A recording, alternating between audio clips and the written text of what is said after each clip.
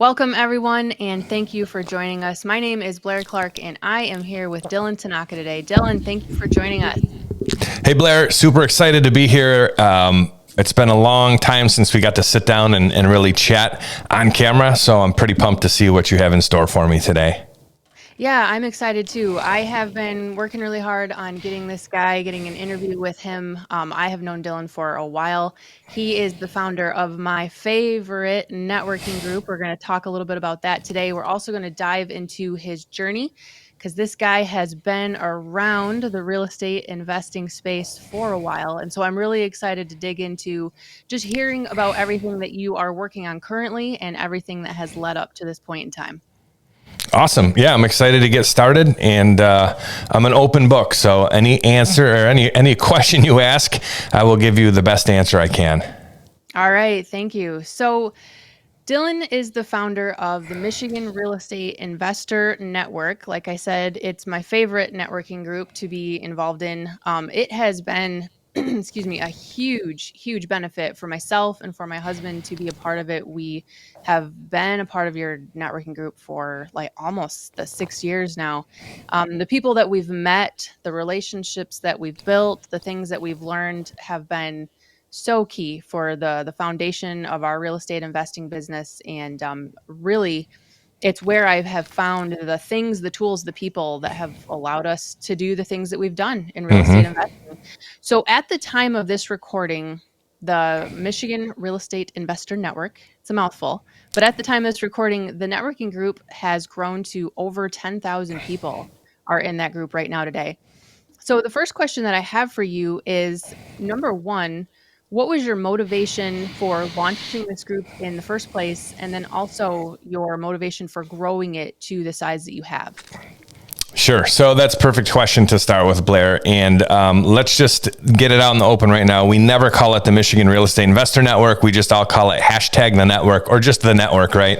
The reason that the name is so long is really for like SEO purposes, whether it's on Facebook or YouTube or just Google, right? So I guess the big reason for me to start a networking group goes back a long time ago because this group started in the early 2000s. Most people won't believe that because they're like, wait a minute, there wasn't Facebook groups or any of the stuff going on back then, and it didn't start as a Facebook group. So you know the true history of it. We started as a RIA club. A lot of investors don't even know what RIAs are anymore, so it's an acronym. It's Real Estate Investor Association, and it's not like a franchise you had to buy into. It's just a word that investors used to use, and they still do. Some investors still call their groups or clubs RIAs, but that was like the moniker that everybody went by. So I started the group in a county right here in Metro Detroit, which are we going to have some fun today? A little bit of fun? We can have some fun. All right. Because I've worn in real estate investing, you have to wear a lot of hats, right? That's literally and figuratively. So I've got a bunch of different hats planned for today's show. So we're going to go and get rid of the regular old podcast hat. I'm going to throw on my trusty old school Detroit Tigers hat, right? So I'm going to take you guys back in the day. So in the early 2000s, real estate was still in good shape. It's before the foreclosure days. And then in the mid 2000s, times got tough. And Detroit, the city itself, was like the laughing stock of the whole nation. And you can look it up, like anyone who's probably over the age of 35 or 40 definitely remembers that. We're in a totally different space now. But back then, we were like the laughing stock, right? So there were a few different groups in Metro Detroit. There weren't any in the county where I focused most of my investing. So that's pretty much how RIAs used to go. You would have a club in a county, and you would usually draw investors who invest in that county or want to invest in that county. And it wasn't closed to people in other counties. So here in Metro Detroit, we've got 3 counties typically that we call like Metro Detroit. So that's Wayne County, where Detroit City proper, right? That's where Detroit proper is. We have Macomb County that's off to the east, and that's bordered by water.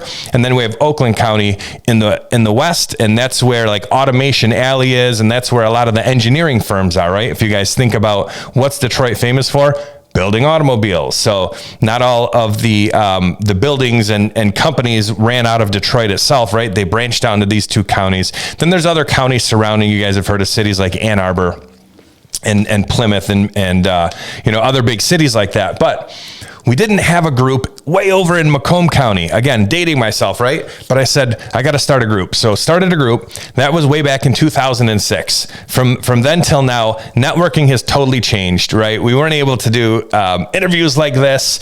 There wasn't YouTube. There wasn't Zoom. There wasn't any of those things. So how did investors get together to learn about deals, to learn about the business, and really just to be around other crazy people? Blair knows me really well, so I like to talk about crazy people because as investors and entrepreneurs, we're basically crazy if you ask normal people. So there like wasn't a place to get together. There weren't Facebook groups, there weren't like, there were some forums online, which again is like old school, just typing words, but there wasn't a place to get with people who understood what we were doing. So that's what I wanted to do.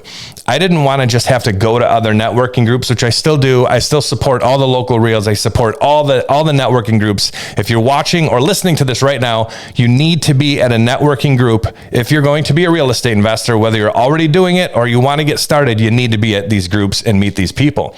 But I wanted to be the person who put those together. It's part of my personality. It's what I love to do, but it also selfishly put me at the center of attention. So when I first started that group during the tough days, right, in Detroit and Metro Detroit, there were nothing but foreclosures. So I was buying packages of foreclosures from the bank and closing on them and owning them. Then I would clean them up and I would wholesale them out, right, to other investors. It really helped that I was the guy on stage in front of 150 people every single month. And I didn't sell them from the stage, but everybody got to know me. Again, before the days of social media, this was how we networked, right? We did it in person. So that's really where it all started from. Fast forward to today, we added a Facebook group back in 2019 on top of our in-person networking group because it only makes sense. We changed the name. We moved it from being like very far east and kind of stuck. So if you guys don't know Michigan, I hope I'm holding my hand up right. We all do this. So Macomb County is kind of like way over here, right? So way over, I don't know. Yeah, way over here. So then we kind of moved it more in the middle, right, of the mitten. So it's more centrally located. We changed the name because it made sense because again, people kept thinking they could only come there if they were investing in one county, which didn't make a lot of sense. So we were at the right place, right time. Blair, you were there. You helped me build this thing. And it's not a Dylan thing. Most people didn't even know that I'm the one who started the group. I kept my name off of it because it was about the community. And then we all know what happened in 2020. We all got locked into our homes. Things were crazy here in Michigan. The governor, said we could leave our house. Then all of a sudden they shut the businesses back down. So people were craving, right? Investors were craving getting together.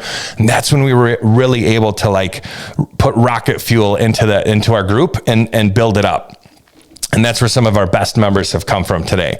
So for me, as a real estate investor, it's really hard to find other real estate investors out there. You have to go where they are. And the best place to do that to me is in a networking group.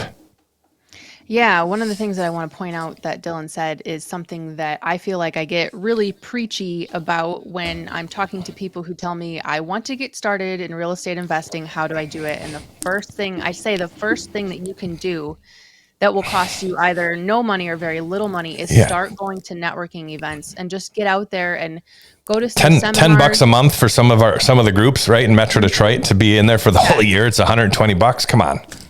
Go to seminars, get out there, mix and mingle. They're not all seminar styles. Some of them are just mixers where you go to an event and people are sitting around eating pizza and just swapping stories or swapping deals, different things like that. But besides from maybe hunkering down with a good entrepreneurial mindset book or a real estate investing focused book, honestly, the best thing you can do if you're going to invest in your local market is to get out there into your local networking groups. And I was completely intimidated to do it at first. I felt like I didn't belong there. I didn't have a place there, or I had no business being in this space because I was a teacher, an elementary teacher.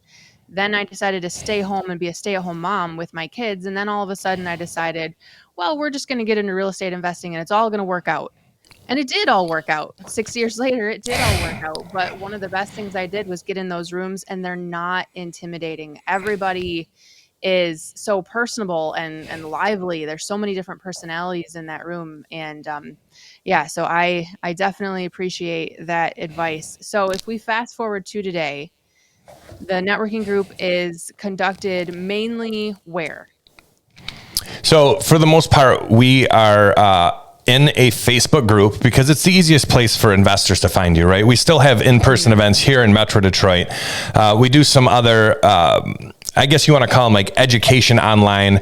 There's nothing for sale in our group. So that's just the way that I wanted to build it, because I wanted the biggest top of funnel, meaning we could get the most amount of people in there.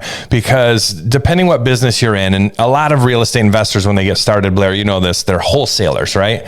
And if you're watching this video, you know what a wholesaler is. So we have a lot of wholesalers who come in the group and offer their wholesales. We have a lot of investors in the group looking to buy wholesales. So that's one component of it. Another component of it is just that newbie. You know, Blair and her husband, John Paul, are overnight successes, 6 years in the making. And that's how it works. So you can fast forward through that curve, though, because when you can stand on the shoulders of people who've already done what you're doing and who are open and willing to help you, and we'll talk a little bit more about that later, kind of like the mastermind principle. Blair, if you remind me.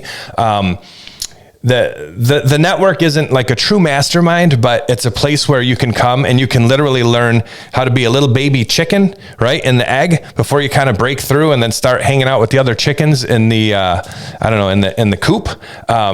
So there's that aspect, just learning like, how the heck does a mortgage even work? What is subject to? What is creative financing? There's a thing called private money. What's the difference between wholesaling and assigning contracts? There's nerds in there like Blair and I, cool nerds, who love to answer those questions. And you're going to find people in our group who are like that. And then the third component is kind of like tactical information. So again, I don't call it coaching. I don't even call it deal coaching. I just say, if someone posts a question inside of our group and they ask something like, in this situation, if I'm rehabbing a house, should I put a new roof on, or if it's got 10 years left in it, my inspector says, or my contractor, do you think that in this market, I could leave it the way that it is? Like, that's an awesome question. And the reason that helps those investors is there's a bunch of girls and guys in our group who've been through that scenario recently in the market right here, not just in Metro Detroit. We've got members from all over Michigan. We really have members from around the world, but they are focused on investing in Michigan, right? Primarily Metro Detroit. So if there's someone I know who flips houses in Metro Detroit and they're doing a house flip in a specific neighborhood that another member is asking about, I can tag that person, and 9 times out of 10, they're going to answer that question because it's just one quick sentence. And there's so much value in that. There's nothing wrong with coaching. I know lots of coaches. I do national speaking. We'll talk more about that later a little bit, maybe. But in our group, everything's free. And the reason is that we want to have the most amount of people in there, because when you give before you get, good things can happen, whether that's doing joint venture deals with newer investors, doing joint venture deals with solid investors who've been through a lot. Maybe it's working with investors who are doing rehabs, and myself as a real estate broker, I'm going to list their properties for them. Maybe it's finding private loans. Maybe it's finding hard money, right? Or it's just a combination of all that stuff. And Blair, I love to brag for her, because she didn't start with our RIA. She started because she and her husband are entrepreneurs and they wanted to get going. But she'll tell you directly out of our group, it has been a huge component of her investing success, because she has found private money. She has gotten deals from there. She has sold deals through there. And more importantly, built relationships that hopefully can last a lifetime in business.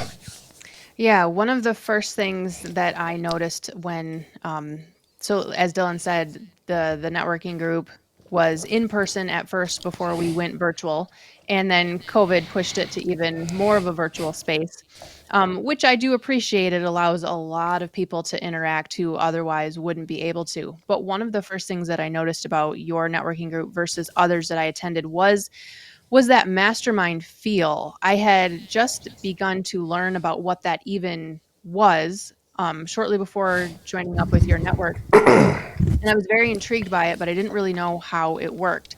And basically what the mastermind principle, I guess you could say, is you are able to tap into the strengths of the other people around you And it basically comes back to that core principle of it's who, not how. There were so many questions that I had when I first got started of how in the world am I going to be able to do any of this, because I don't have this strength or this skill set, or I don't have the financing, etc. But I met all of the people who had all of the strengths or all of the resources or all of the knowledge that I didn't have. And so we formed partnerships, and I don't mean we formed actual, what would you call it? Like actual legal structured partnerships. I'm not like, Yeah. I didn't form a company with them. That's what I'm trying to I say. think it's just people that you can trust, Blair, where, you're, it could be a contractor that you totally trust. And like a roofer isn't my partner, but I look at him as a partner because without him, I can't do what I need to do.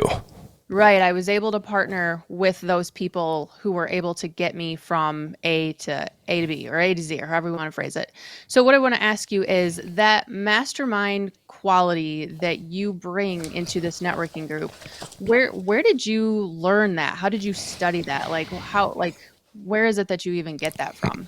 Okay, well, time for a little bit more fun. Another hat change. So another hat that I wear, this is Investor Fuel. Some of our watchers and listeners have heard about this before.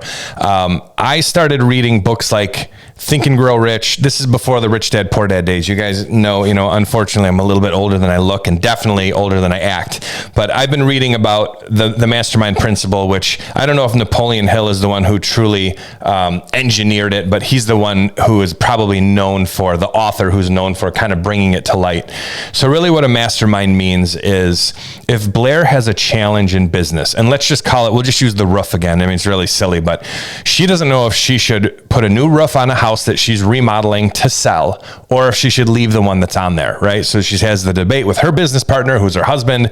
They go over the numbers, and it's really like, I'm not totally sure. So as a rehabber, as someone who buys, fixes, and sells, that's what we call a rehabber, right? Someone who remodels. There's a couple ways to look at something. If you make it perfect, right? We'll do number one. If you make it perfect before buyers see it, they can't complain. It makes it a little bit easier because without the complaints or having to do something to the house after it goes under contract, you have to bring in the city, possibly. There's permits to be pulled. It kind of becomes a pain, right? It's a lot tougher than just snapping your fingers. So the second way to look at that is, wait a minute, we're in a market right now, possibly where that's not going to affect the sale. So let's not spend call it $7,500 on the average size flip house, right?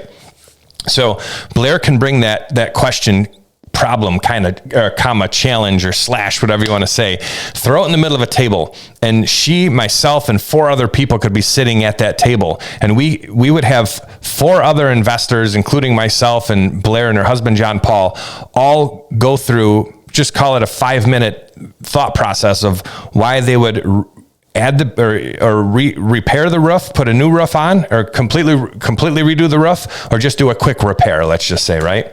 And make it look kind of okay. And each one could tell the story on why they think that's happening. Now, Blair is the person who's receiving all that value.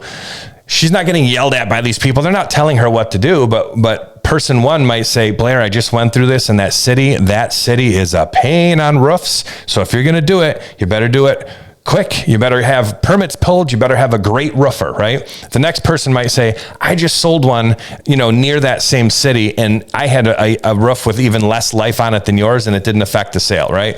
And then the third person might say, I like to list my houses $10,000 more than the market, so I make everything perfect. And then the fourth person might say, I like to underprice them $10,000 under the average sale, so I leave the roof undone because I can just call my roofer and get it done, and probably charge $10,000 more for that upgrade that only cost me $7,500. There's so many schools of thought. That's just the roof, guys, that I'm talking about. So Blair can take all that information back, put it in a blender, right? Kind of drink it up and say, what's the right answer for me?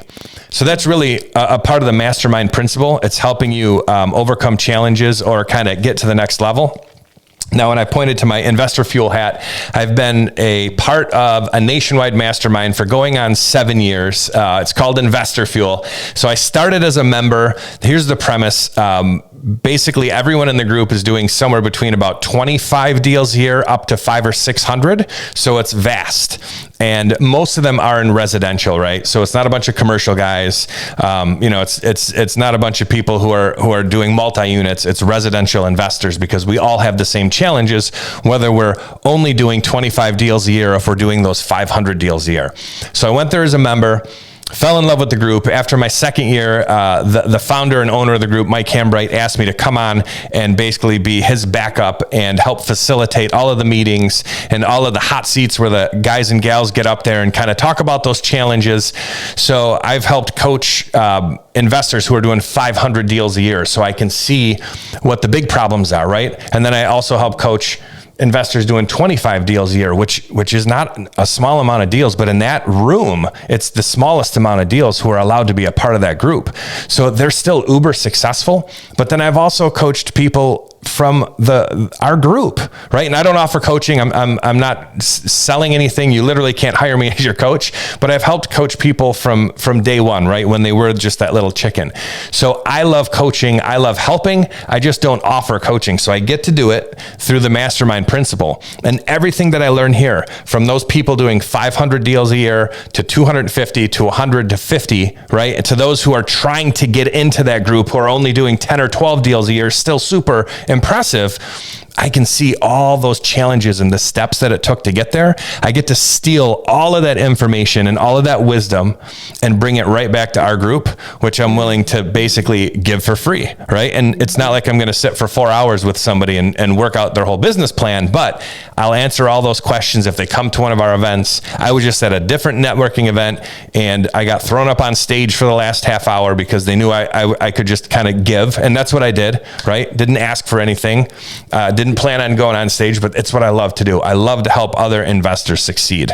And the mastermind principle, that's the number one way to do it, in my opinion. Oh, absolutely. So as a teacher, or a former teacher, and my husband is still teaching, we both really appreciate that, because as a teacher, you are expected to continue your professional development throughout your career. And so I've heard that so many times, like, good teachers are always going back to be taught by others. They're still students. Yeah, good leaders are led by somebody who's above them. Great coaches are coached by people who are above them. So one thing that I would encourage people, if you're thinking about joining a networking group, is just to kind of, kick around and see what type of personal professional development are the leaders of that group also undergoing themselves. Because like Dylan said, he's going out into that mastermind space. So Investor Fuel, he's going out and he's surrounding himself with people who are just doing like astronomical amount of business, bringing all of that back and plugging that into the networking group. And we have to travel around the country to do that also, Blair. Like this isn't on Zoom. We have a whole bunch of that stuff too, but like I take a month a year to help run this mastermind and get education myself, like Blair said. And even though there, you can make some money doing that stuff, it's not about the money. It's about the connections. And really it's just about the wisdom that I gain that I can give back. Right. Yep. And that's just so valuable that you go out, you pursue that value, you bring it back and you plug it into your own networking group. And that's one of the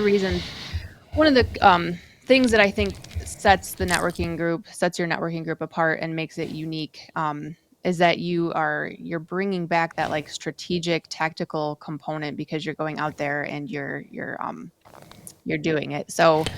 So we referenced COVID earlier. That was a little bit of an obstacle for the networking group. How did the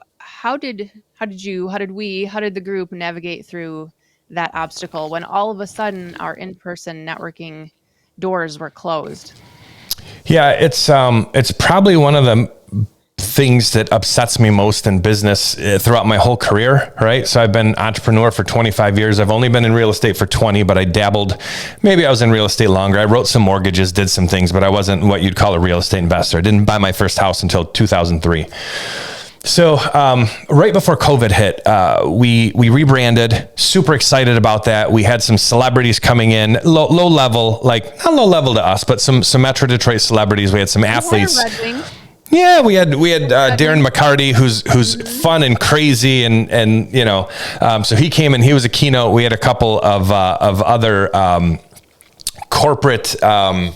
I guess you could call them comedians, and they were keynotes, but they weren't always talking about real estate. Now they can like everyone understands real estate, so you can take things from them for your business. But we kind of had a different style of meeting. So that keynote speaker, maybe it was only 30 minutes. Sometimes it was 15, sometimes it was 45. But they weren't just talking about real estate, because in today's world, you guys know this, right? And this is before this thing. Right? This is before TikTok and Reels and all this stuff, but people's attention was getting, their span was getting lower and lower and lower and lower. So I used to have to deliver a 2 to 3 hour meeting. I had to bring an attorney in to speak. I'd have to bring a CPA, put them on a panel, ask them amazing questions, right? To get people to show up and listen and learn. And now no one wants to sit there for 2 hours. That would be more like a workshop, very specific, like on a weekend where people would come and sit for 3 or 4 hours. So in today's world, it needed to be fast and exciting. We came up with the concept. In my humble opinion, we blew the doors off of each event, because we were averaging over 100 in person. And that was hard to do. And I just talked to someone who literally has been speaking for 40 years. He knows everybody. I was just in Dallas with him, and it was Lou Brown. So a lot of people know who Lou Brown is. And Lou said, buddy, nobody can get 100 people in rooms anymore. And I said, wow, because it breaks my heart, because to me, it's not just a vanity metric, but if Blair comes to her first meeting, she and John Paul, I want them to go, holy moly, there's 100 people in there. This is the place to be. And it's just a lot tougher, right? So before COVID, I'm kind of getting ahead of myself. We had a few meetings after we rebranded in late 19 and 2020, 100 plus, COVID, no more meetings. So we said, all right, what are we going to do? And it was like, nobody knew. And I wish we could go back, right? I wish we'd go back to the foreclosure days. I could buy and hold more properties, but we transitioned. And I think we learned Blair is and was a big part of it back then. And you kind of had to have not just real estate friends, you had to have real friends to talk to about weird stuff, and just like kids going to school, or like parents wearing masks, or like, it was weird, right? It was just super duper weird. So it was like, we started doing some live online events in the Facebook group, and started just kind of giving back a little bit. Again, it was selfish, but during my only selfish reason for doing it was to build the group bigger, because we didn't know what was going to happen. And we weren't wholesaling deals back then. You weren't buying, fixing, and flipping much, because the market was shut down. I started my subdivision right before that happened. So it was super crazy, right? Developed a subdivision during COVID. So what did we do? And Blair already knows this. This is a totally loaded question. All we did was give back. So we had, at our height, we had about 6 live meetings every single month on the Facebook group. There was always a week where someone could come and get interaction with other real estate investors. Some of those were more networking. We did some happy hours. None of us were this is how boring we are. None of us were drinking during happy hour, but we did a happy hour during the week around 7 p.m. And remember, people weren't going to work, so we probably could have done it at 3. But then we also did one on Saturday mornings. There are people in the group now, and there are investors I talk to, and they came from those happy hour meetings. It's totally crazy. Mm-hmm. Yeah. There's guys that we know specific, a few guys who came from those meetings. Then what we also did is we basically took all 4 weeks of each month, and we themed each week for a different type of meetup. So we had a meetup specific to Detroit City, because it's a completely different animal. Tons and tons of opportunity there, but you really have to know block by block how Detroit works, right? It's just totally different. Then we had kind of a general meeting where we would bring in a speaker, and then just talk about different types of real estate investing. That was a little bit more tactical, and just kind of teaching not just how to get started, but like different ways to invest in real estate. Some of it might have been creative, some of it might have been landlording, some of it might have been wholesaling. Then we had another week where we did multi-units. It was crazy, right? So this is what was happening. I was on Zoom all the time, and people like Blair, who gave her time, who helped build the group, right? She's the number one person who helped build the group. we were on Zoom all the time doing this stuff. It was like, Dylan's got another. Oh no. She's like, he emailed me. I don't want to be on this one, but we did all that stuff. And there's a lot of other people who helped us. But the way we built that group was literally just giving in a time where people needed something. And I think it just built a feeling inside them that they knew that we actually cared, because that's just who we are as people. Blair and I are kindred spirits that way. And those who like care and give too much typically make less money, but that's okay because it's what makes you happy in the end, right? And I talk about that all the time. I definitely give more than I get, but I'm telling people to do that. I'm not complaining about it. I just had a conversation with one of my investor agents who's on my team yesterday. She had a tough situation. Her client was able to actually kind of come out of it in a better way. And I said, you have to remind this person because they might not know, but remind her and make her fall in love with you as an agent because you did the right thing. And in the end, if you keep doing the right thing comes back and helps you. And the group has been a huge part of my business and life ever since. Yeah, definitely. I felt super blessed to be able to be a part of that. I was also super bummed when the doors closed. Right at the end of 2019, Dylan asked if I would start teaching real estate education for beginners, and we had just a couple, like I think less Yeah, a than totally 3 separate actual workshop. in-person meetings. Yeah, Blair Hmm. was in charge. It was blowing up. We were at capacity because we made Yep. people sign up to come because it was more of a workshop. And I'm not joking. I was turning people away and I said, if you RSVP and you don't show up, because I didn't want to charge 10 or 20 bucks to get in there, it's just a pain, right? That you weren't able to come back. And right at 6 p.m., I'd get 8 people saying, I can't make it, because we needed that accountability because Blair was giving her time and her effort, right? And her blood, sweat, and tears to teach. And she did a great job up until about March. And that's where, that's where we stopped having meetings. Yeah, no, thank you. But when you pivoted online, you pivoted to virtual and you did it like in an instant. It was Yeah. like you didn't even miss a beat. And I don't know if you were behind closed doors, having anxiety, like breathing into a paper bag or anything like that. But what I envisioned was you were just on the phone or on a Zoom call with the other people in your network, like your investor field network, Mm-hmm. just asking your mastermind, like, what do I do? Taking the advice, and then you just plugged it into our networking group. So we pivoted, we went virtual, like Dylan said, all of those 6+ events a month. We did all of that completely virtual, and I felt super blessed.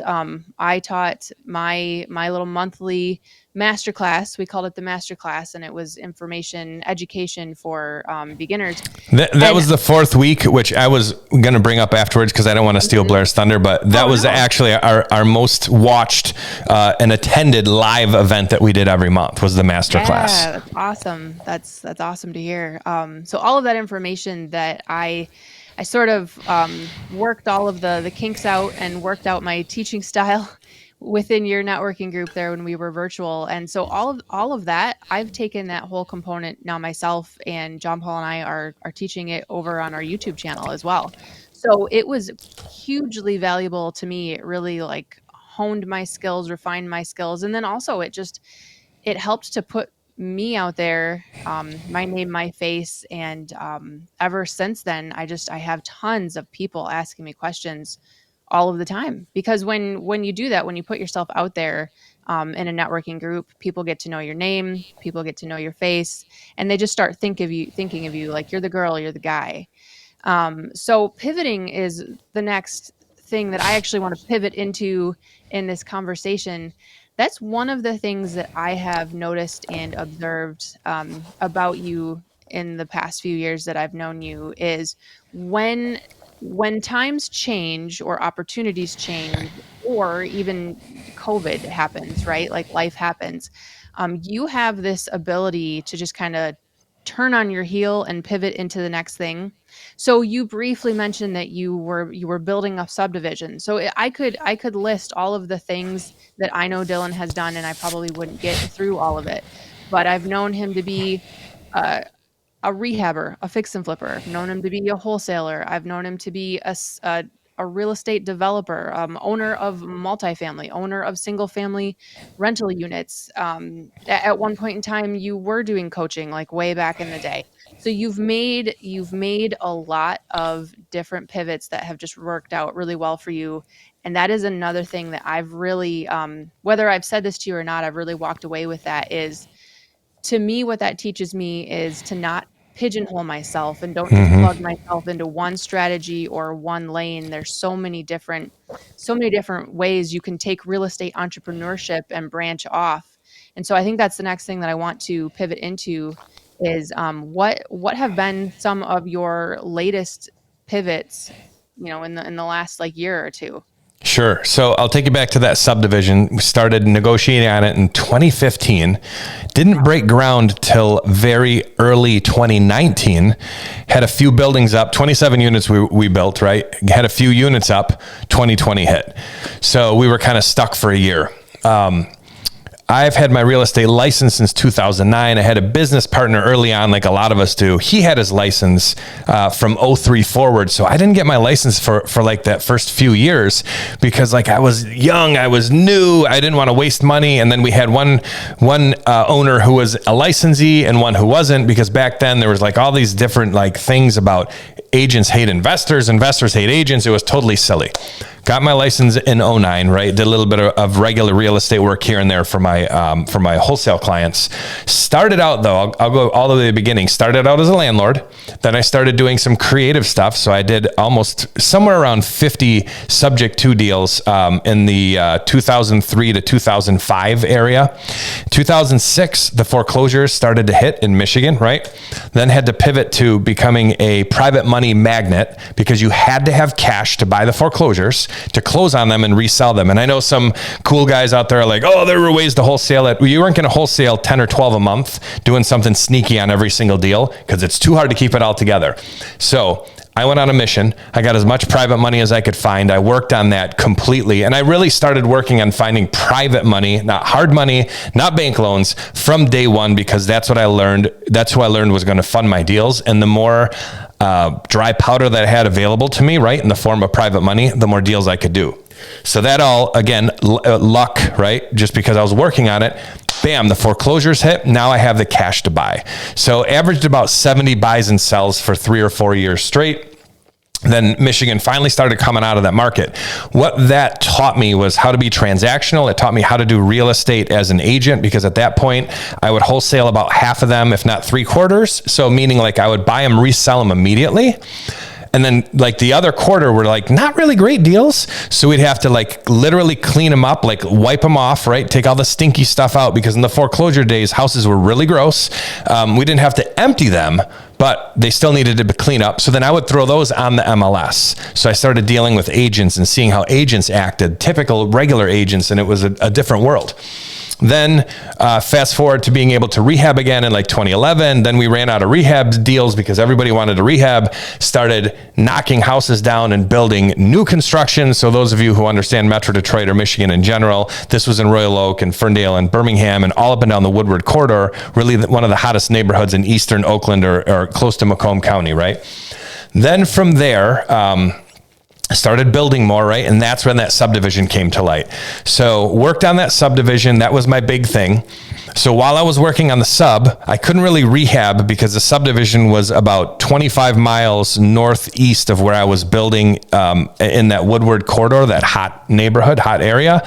And you can't drive in between the two. I wasn't smart enough to. So kind of stopped doing the one-off builds and focused on the subdivision, which ended up being like a $11-12 million project at the end of the day, retail. So it was a big project.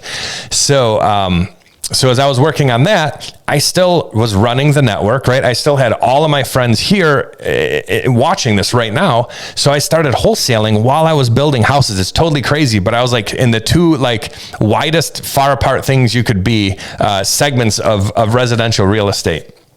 So then as COVID slowed down and we started really cranking on the building, then I said, okay, I got to put this whole wholesale thing away because it's taking away from building, and you got to get that stuff done really quick, right? So in the middle of that, I kind of, it's really hard for a leopard to change their spots, right?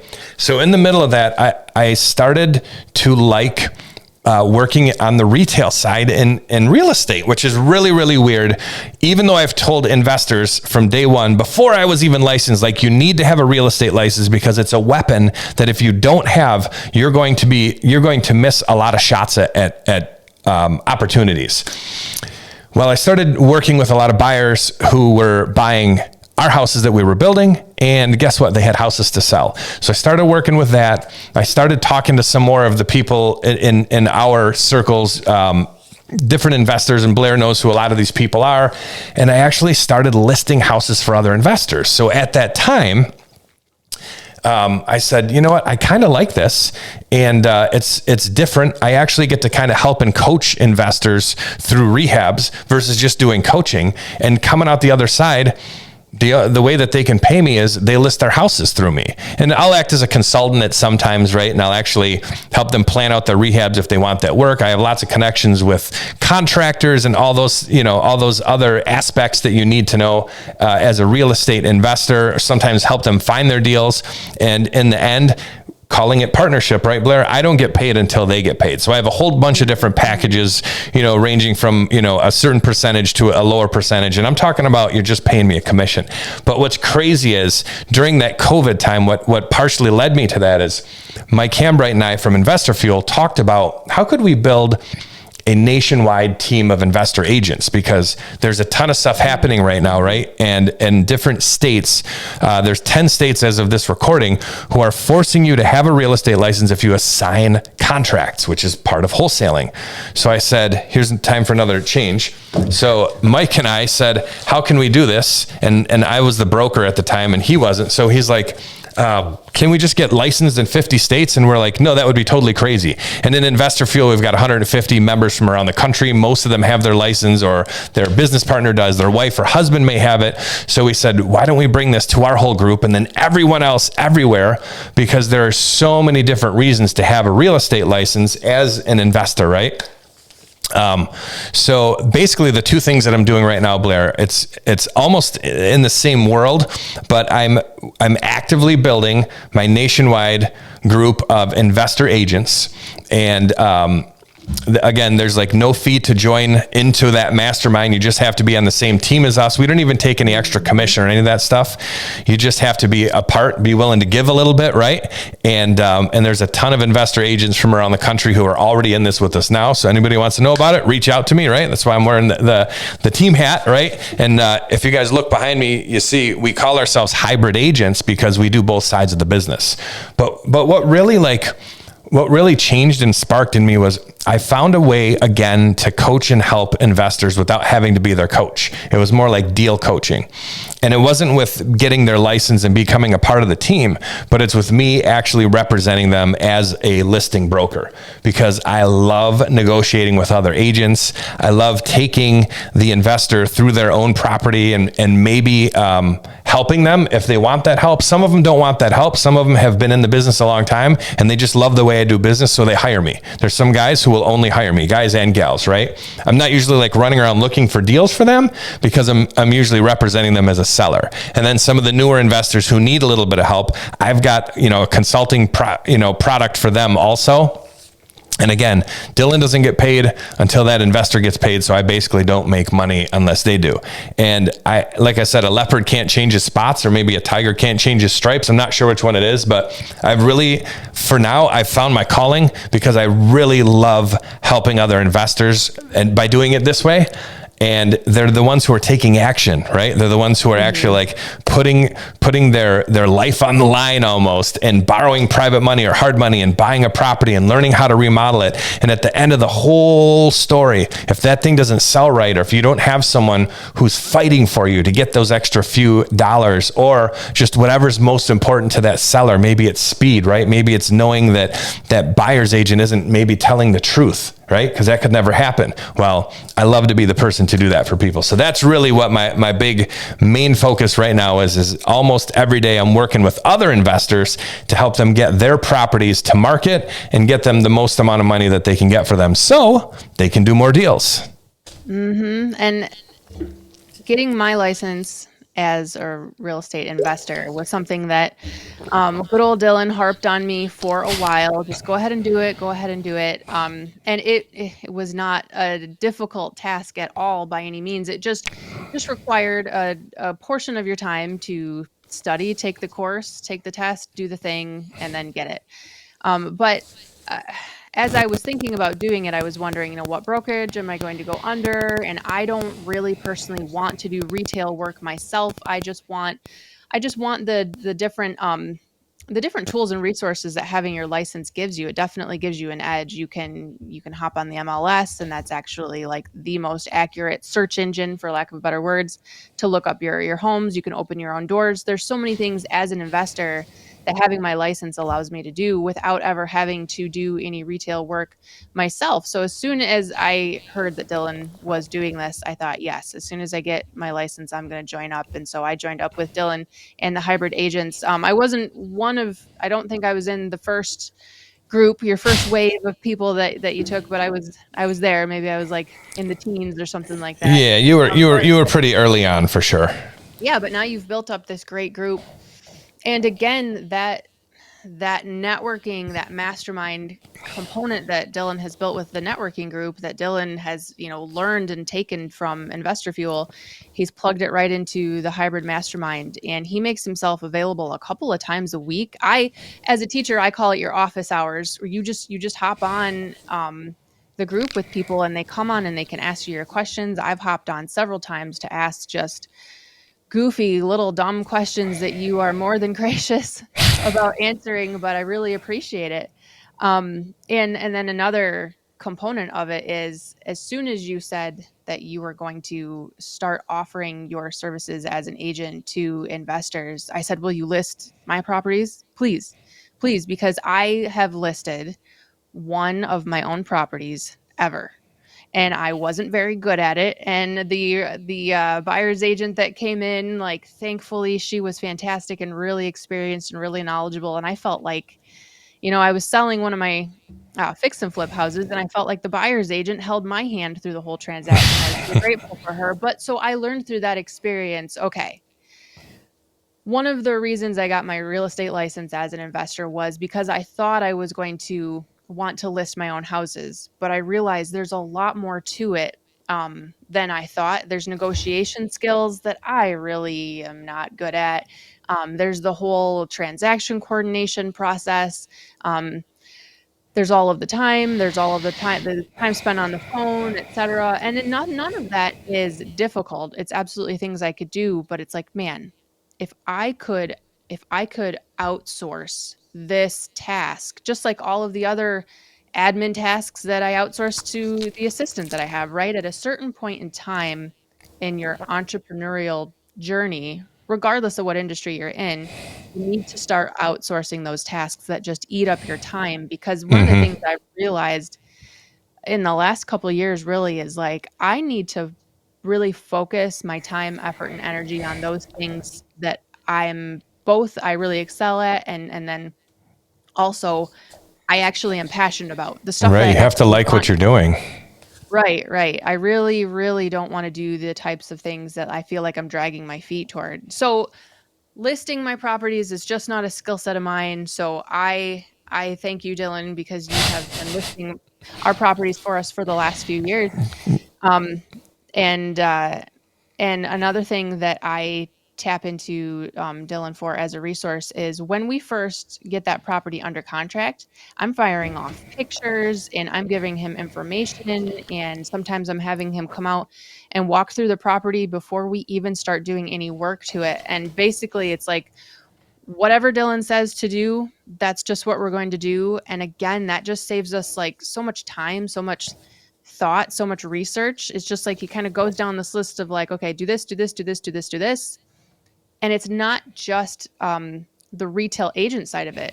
It's it's your whole experience, the last couple of decades of being an investor, like, getting under crawl spaces and getting up into the attic and like climbing up on roofs and things like that. Mm-hmm. It's like that's such a valuable component, and I really appreciate that.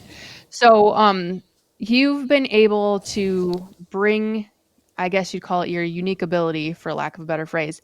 You've been able to bring your unique ability to the table like time and time again and just do certain things that other people find difficult to do. Um, but I know that behind the scenes things are probably more difficult and more hairy for you as well. But you make everything that you do to me when I observe you seems really easy. Like you just I don't know, you're like lucky or something like that. I don't know.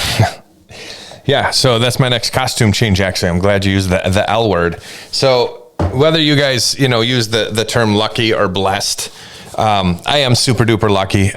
Every day is a challenge, right? And we're always faced with different, again, personal, professional, sometimes life challenges, right? It's crazy. But at the end of the day, the way that I look at it is I have the innate ability to compartmentalize certain things and then go to the next thing. And sales has taught me that. Leadership has taught me that.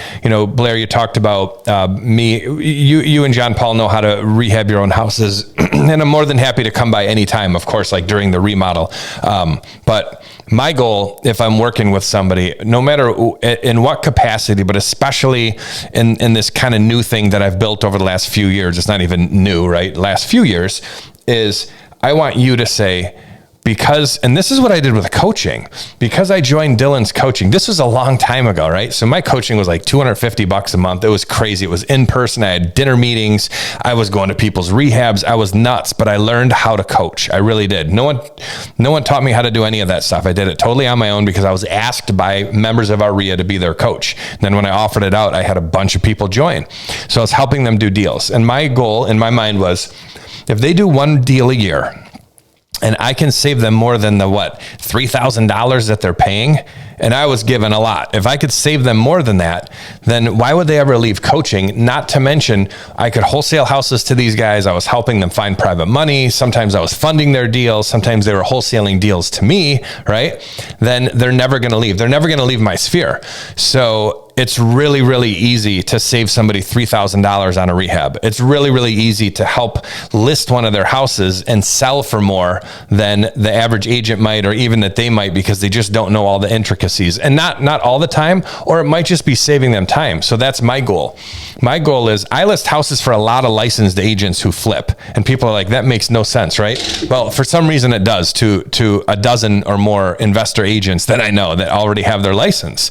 But it's because I totally remove their time, number one. Number two, I bring tons of value before the rehab. If they want it, if they need it, I bring tons of value during the rehab. And then when it comes time to sell, I'm always trying to get more than promised or what they are happy with. Because if I can do that, it's like they're hiring me for free. I still get to do coaching. It helps me build my team. Also, the more transactions that I'm doing, like you guys can see this little sparkly thing. I've won a couple awards with the nationwide brokerage that I'm with, which no one would have ever thought that I would win those awards, because to do it, you had to do a lot of transactions. But I wanted to prove it to myself, because I had my friends from the mastermind say, there's no way you could ever hit that because you're not doing that many transactions. So I'm on my third year. I'm almost there for my third consecutive year. And I did that for me. I didn't do it for the money. I didn't do it for that little glass thingy, but I did it to say, it's another thing that I was able to conquer because I put my mind to it. And I want to be able to give that back to other investors, to entrepreneurs, other agents, whatever it is, even high school students, right? I was a mentor with Winning Futures for 11 years before COVID hit, and the program, had to take a step back. And now I'm involved in a couple other things instead, but I just love to help and teach other people.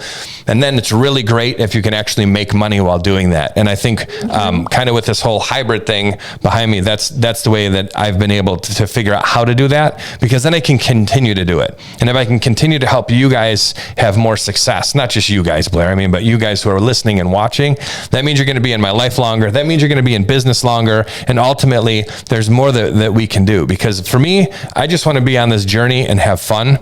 At the end of the day, when it's really time to say goodbye to everybody, it doesn't matter what you have. It really only matters like what you've done, right? Mm-hmm. Yeah, I think my two main takeaways from talking to you today are you get more when you give back or give forward or in whatever direction you're giving, but you get more when you give. And then also just making yourself available to all of the different opportunities under the umbrella of the main thing that you're doing. So whether the main thing that you're doing is real estate or you're in some other industry, there's all sorts of different pathways you could take that will help you to reach the same end goal. So if you think 100%. about, yeah, if you think about your destination, you know, your goal is to go on vacation. There's all sorts of different vehicles that you could take to get to your condo in Florida, right? And so you don't have to be married to that one pathway. You don't have to be married to that one type of vehicle. You just pivot into whatever it is that will work the best for you in that season. And then also, you know, another thing that I hear you saying is pivoting into things that stir up the most passion in you as well. You know, when you said you started diving deeper into retail real estate, you were hesitant at first, but then you found like I really have a like and a desire to do Blair, it. it was so weird because there was someone very specific I would talk to about this who I trust 100%. And I'm like, I kind of like doing this. And they're like, oh, not that it was good or bad, but like you never thought you would hear me say that. Just like I never thought I would develop a subdivision or build one-offs, right? Or do a lot of the stuff that I learned how to do. But real estate forces you, if you want to be successful and you want to get to the next level and next level and next level, you have to be willing to take some of those risks. Not everyone's built for that, and there's nothing wrong with that. And I can handle the stress better than most, but it's just, again, part of my unique ability, I guess, like you said earlier.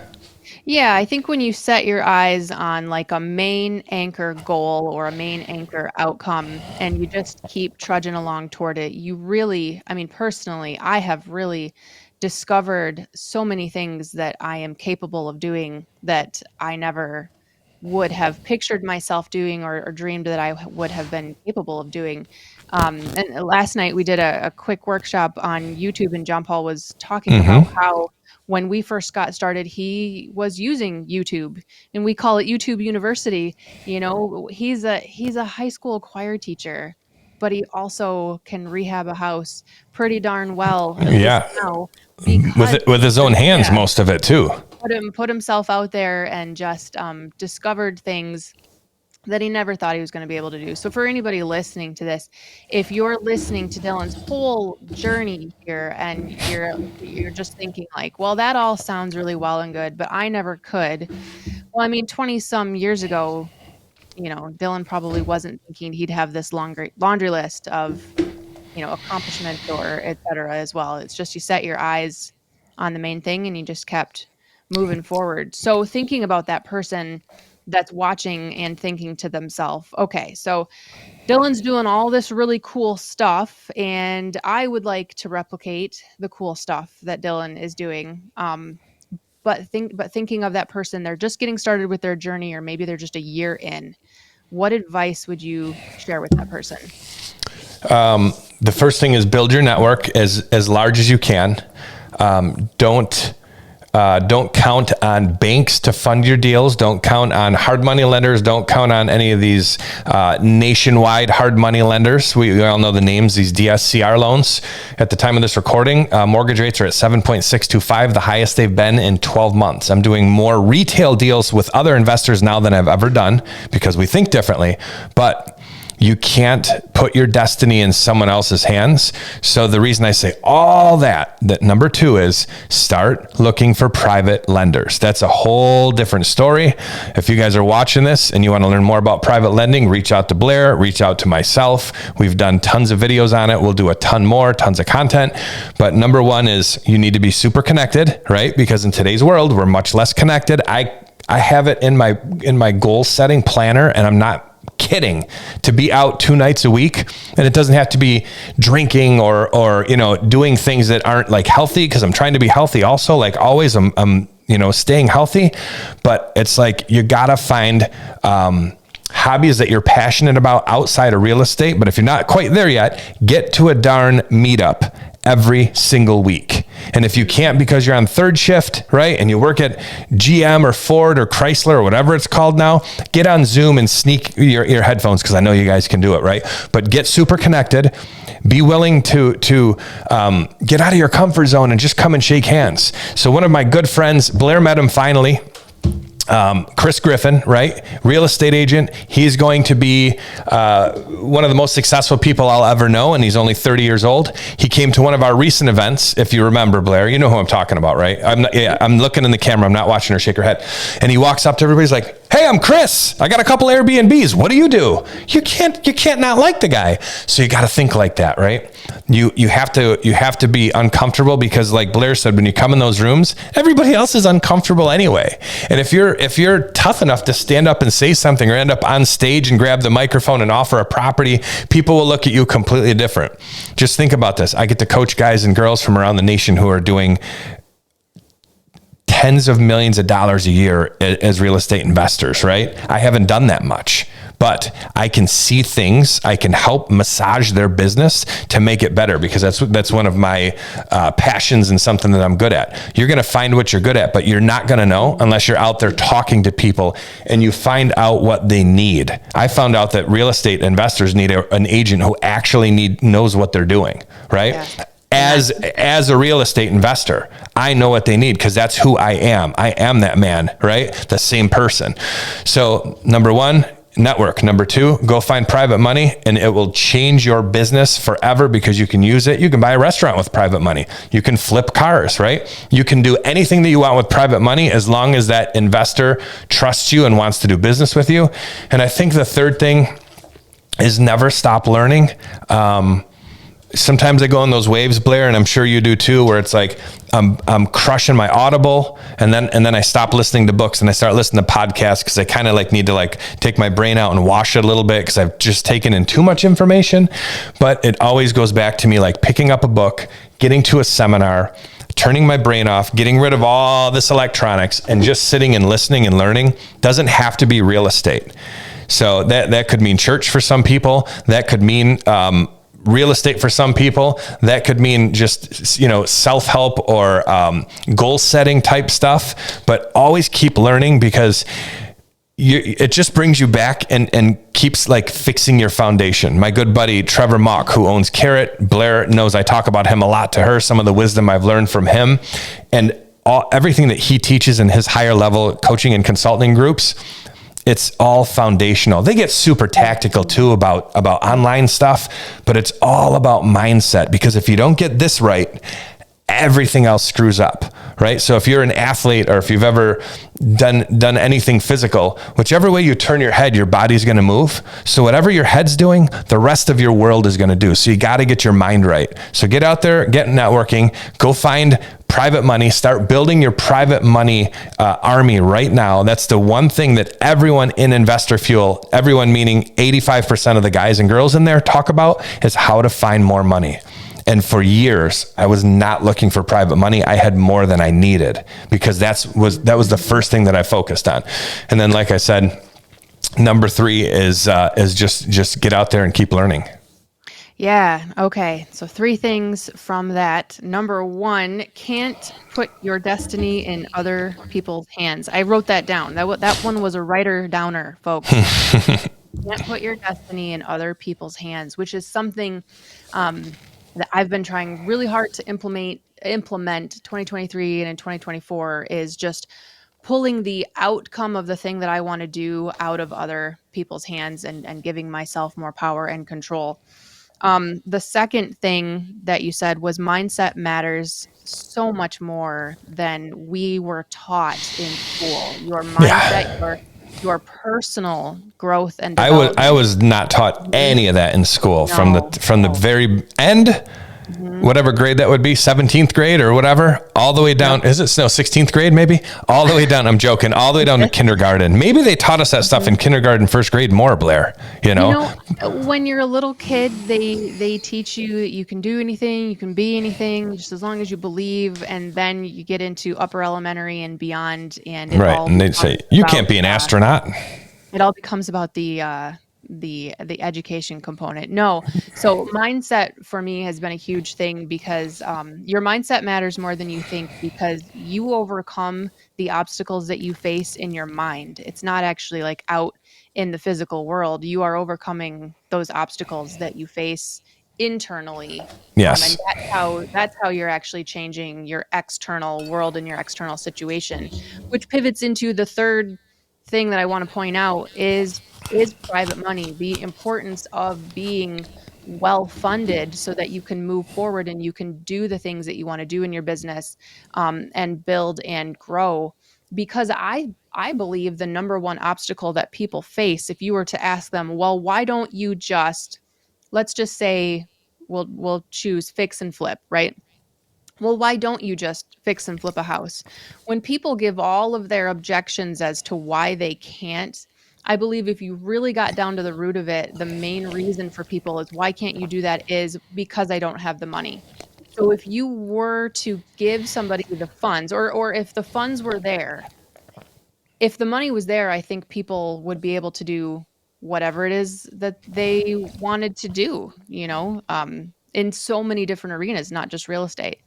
So what Dylan said is very important. And if you are thinking to yourself right now, I don't know how to do that, and I don't know who those people are, and I don't even know how to ask or present or solicit is not a great word, but like I don't know how to present myself to somebody Sure. who has money to acquire the money. I didn't know any of those things either. And do you know how I learned? Networking groups. I learned through networking groups. I asked other people who had done it, how did you do it? And they very graciously told me. And then I put whatever it was that they put together and presented that to people who had the money. How did I even know they had the money? Because they were actually standing up and raising their hands in the in person or the virtual setting saying, if you have a deal, I have the financing.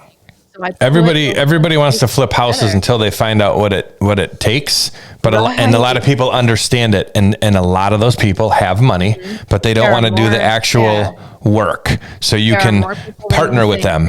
Mhm. There's more people than you think Yeah. that are out there who are very willing to fund your deal, so long as it is a well put together professional, uh, venture that it is that you're presenting to these It's hard people. to make money with no money. There are creative ways to do it, but Mhm. there's an old saying that says no money, no honey, and it's really really hard, right? If you Right. don't have any money available, if you want to get into those bigger deals, because you guys Mhm. know the people who are doing those really big deals that you aspire to be, they have funding behind them. It doesn't have to be their money. Mhm. But Right. when someone says they're going to lend Blair $5 million, they're going to look into her a little bit and make sure she does have some of her own money, right? So success leaves clues. There's a lot of Yep. different credibility you can use. That's a totally different seminar.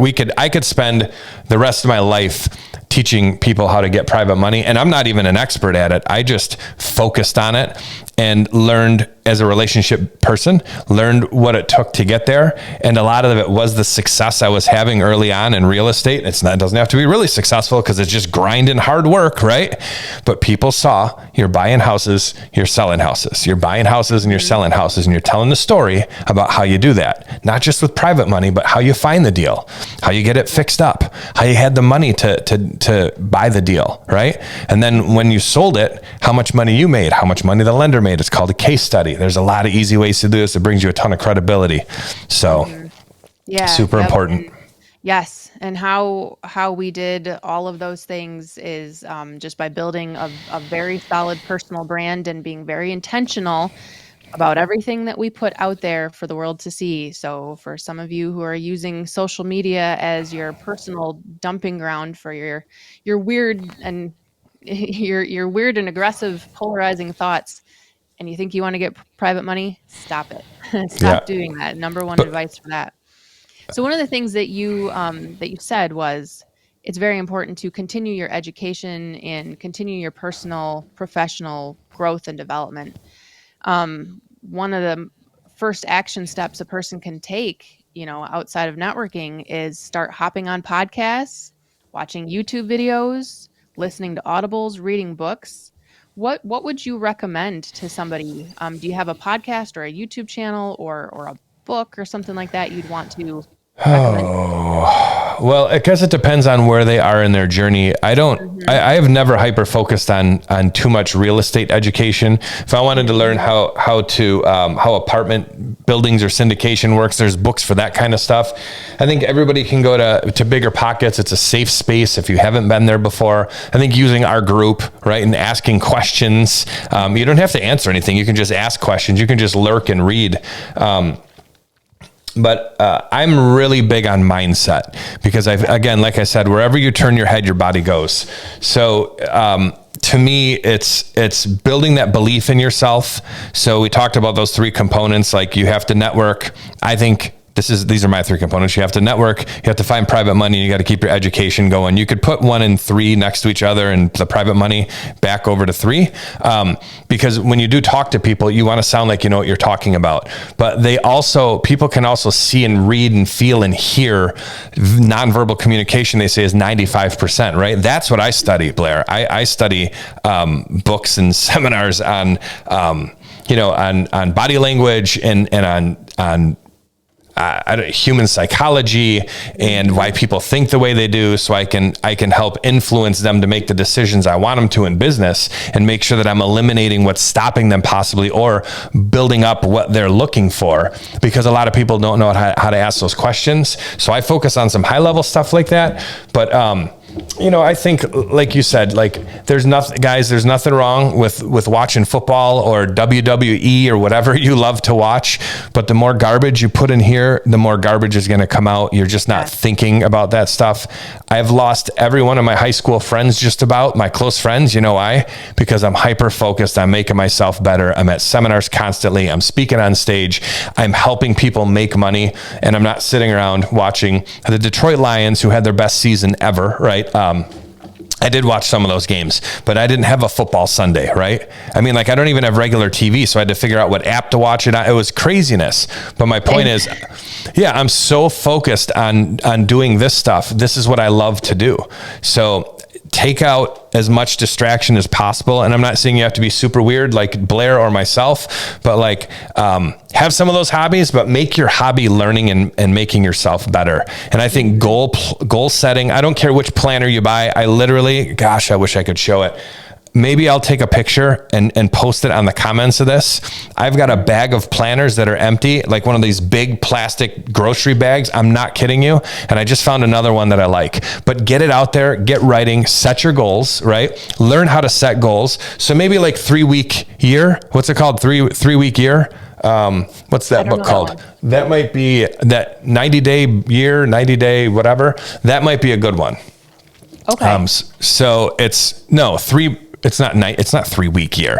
It's 90. It's like 90-day year or whatever. So you only plan out for every 90 days, because it's okay to have It's okay to have dreams that go out further than a year. But Blair can tell you, she can plan something 4 months from now if it's her anniversary and they're going to go on a trip. But it's really hard to figure that Tuesday she's going to do a podcast with somebody, because we don't know what's going to happen. So if we have those big goals like Blair talked about for each quarter, we can aim at 1 or 2 or 3 big goals. Dylan's big goals right now, right, are building my nationwide agent team. But even more importantly, my number one big goal, my big rock, as they call it, is listing more houses for real estate investors and helping them make more money, right? So that's all I'm trying to think about all day, every day. That's my focus. So get into some goal, 90-day year. Oh my gosh, I can't believe it. I've given the book out so many times, but that's a really good one for beginners. Obviously, super cliche, Rich Dad, Poor Dad. I got to meet Robert Kiyosaki, help him up on stage, help him up off stage at Investor Fuel. Spent an hour with him in the back room. It was awesome. That's a great one for mindset. It's a great one to give your kids or to give other newer investors. And then I just like the old ones. I'm weird. I like the old Zig Ziglar books. Think and Grow Rich is big. So my 3 books, here they are. Think and Grow Rich, 90-day year. Oh, it's so wrong. Think and Grow Rich, 90-day year. And then Rich Dad, Poor Dad. There you go. Okay. Gotcha. Boom. Yeah. Rich Dad, Poor Dad. Definitely a classic, something that everybody reads when they're just getting started. I actually bought a couple of copies of that book and then mailed them off to some people who have just been asking me questions. Like literally one of them is fellow parents of the school where we send our boys standing around in the pickup line waiting for the kiddos to come out of the building, and they just start picking my Networking. brain. Yeah, they start picking my brain. Accidentally like that. networking. Yeah, picking my brain. They're, they see what we're doing on Facebook, and I got their addresses and just fired them off a couple of books, and Rich Dad Poor Dad was one of Right. them. People think you're crazy, Blair. You just spent $15-20 on somebody else with, I've given out hundreds of copies of Rich Dad. Same thing here. So I've got a book I wrote called The Foolproof Guide to Real Estate Investing. So if you guys, it's really hard with these shiny cameras, but you guys, it's up on my bookshelf too. I'm looking at it right now. Oh, beautiful. So yeah, anybody who's watching this, yeah, if you guys are watching this, just reach out to me wherever you're watching it and tell me you want a free copy of the book. Send me your address. I'll send it to you, because you never know what's going to come out of that stuff. But giving before you get is huge. So I love that Blair, that you've given away copies of Rich Dad to I call them civilians. I got corrected. I'll tell that story some other day, but I call them civilians because they're not in the real estate investing or even real estate agent world, right? And you can help change the course of their life from one book. Yeah. So you sent me an Audible. I'm actually looking at my phone right now. I'm going to say it was 2 years ago. So you sent me an Audible called Exactly What to Say by Phil Jones. It's not much. It's like 2 hours. It's super short. He goes through like 16 different ways to have conversations, and Socratic questioning, and the best salespeople ask questions, because if you don't ask questions, you don't know what the prospective client or customer or whatever wants. Right. Yeah. And that goes back to the root of what you say is, of course, you have to have your real estate knowledge. So real estate specific, investing specific, all of the legal stuff and the parameters, mortgage and title, and what is a purchase agreement and an earnest money deposit. And people are going to ask you, well, what does that mean, Blair? And you're like, well, I'm not sure. Well, I'm not signing paperwork with somebody who's not sure on my $150,000 home, or today $300,000 home. Right. So very important. What really moves the ball forward with people is your conversational skill, your listening skills, your negotiation skills, when your negotiation isn't about hard closing, but it's more about finding the needs and desires and problems of the people, and then creating just like excellent solutions for them. And then being able to present that to them, they'll go with you all day. Like when you actually heard their problem, need, or desire, and then you crafted something that met all of that criteria, you were able to like eloquently present it to them, they'll go with you all day long. And then the last one that I think I'd recommend also is 10x is easier than 2x, which is something I just finished. It's by Dan Sullivan, Ben Hardy. Awesome book. Trevor, that's one of Trevor Mock's giveaways. He sent it to me after I went to his carrot camp. Yeah, completely changed my mind about the way I lazy, scared, shy thinking. All of us. That's what we do.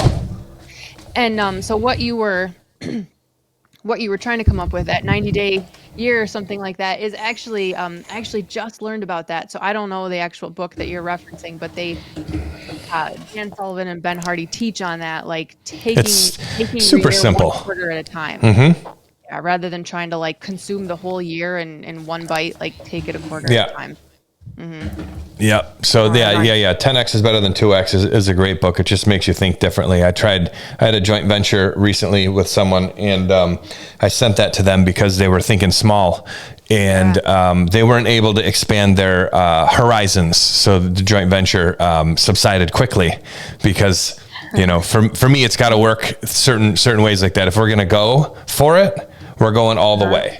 Right. I mean, that's just the way that I am. I'm a relationship person. And if I'm going to kind of get involved in something, I don't know if they call that like type A personality or all that other stuff, like addictive personality. For me, that's not what it is. It's just, if I'm going to do something, I'm going to do it all the way, just because I don't have time to do anything else. So if I'm gonna like jump in, and I'm a jumper inner for sure, because I like shiny objects just like every entrepreneur. I'm definitely a visionary, but I still kind of, again, leopard can't change his spots too much. I still fall back into that love helping other investors, sales training, like teaching them things, and then just seeing their success. There's literally nothing better than that. With my old coaching group, I sent them a book every single month. So I spent a lot of the money that they invested in their coaching right back on them. And we used to talk about that book at our coaching sessions, and we had 40 people in the room every time. And it was really cool to have those times together. Today, people don't have as much time, or they decide not to make the time. The guys who I know are the most successful. One of my good friends just flew from Dallas. Instead of going back home, he lives in 2 states, right?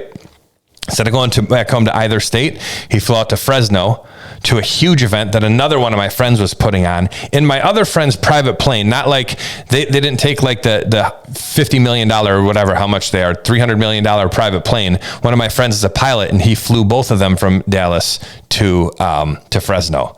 And they got to hang out there. I mean, just awesome, right? So those guys who are making big things happen are thinking like that. Right back to Blair's 10X is better than 2X, because my friend will tell you, not a year ago, but probably 2 years ago, he never thought that could happen because our other buddy wasn't a pilot yet.